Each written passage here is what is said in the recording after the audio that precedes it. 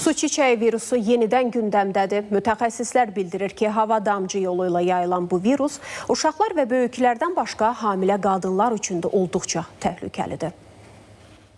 Hamilə qadınlar su çiçəyi virusuna yoluxan şəxslə qısa müddət belə eyni mühitdə olduqda, bu bətnindəki körpənin sağlamlığına mənfi təsir göstərə və müxtəlif fəsadlara səbəb ola bilər. Həkimlər xəbərdarlıq eləyir ki, son günlər su çiçəyi virusunun ölkəmizdə sürətlə yayıldığı bir müddətdə gənc ailələr bu məqama daha diqqətli yanaşmalıdır. Əgər yoluxma 20-ci həftəyə kimi baş verirsə hamiləliyin, o zaman burada 1/3 hallarda spontan abort baş verə bilər və yaxud dölün bətin daxili ölümü baş verə bilər.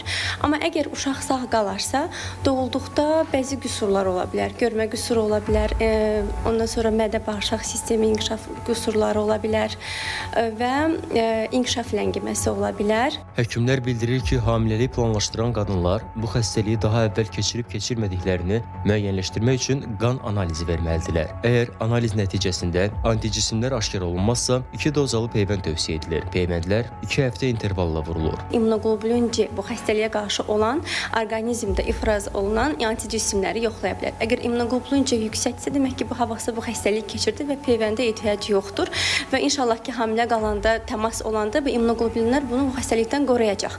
Amma immunoqlobulin C-lər yoxdursa, yox səviyyəsindədirlərsə, yoluxmaq istəmirlərsə hamiləlik zamanı, o zaman bu peyvəndi etmək məsləhətlidir. Su çiçəyi əsasən yüksək hərarət, halsızlıq və bədənin müxtəlif nahiyələrində qaşınan səpkilərlə özünü göstərir. Həkimlər qeyd edir ki, xəstəlik uşaqlarda daha yüngül keçsə də, yaşlı insanlarda ağır fəsadlara səbəb ola bilər. Bu xəstəlik dediyimiz kimi əsas hava damcı yolu ilə yoluxur, xüsusən də uşaqlar daha risk qrupundadır var.